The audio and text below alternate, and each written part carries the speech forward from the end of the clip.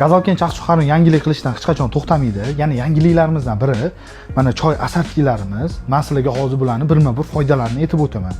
Vonchan choyimiz kimda kim allergiyasi bo'ladigan bo'lsa, mana shu bahoriy havoga kun davomida ichib yuriladigan allergiyaga qarshi choylarimiz. Bunisi esa kayfiyat ko'taruvchi choylarimiz. Guldan tashkil topgan, qarang.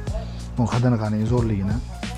Mana 3-choyimiz, rastorovcha choyimiz. Bu jigarga qarshi, agar kimda kim jigarda muammo bo'ladigan bo'lsa, kun davomida ichib yuriladigan choylarimiz.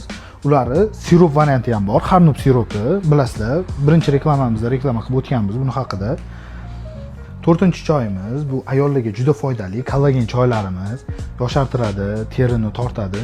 Ayollarimiz uchun zo'r choy bular. Kelib ichib ko'rishinglarni tavsiya beraman.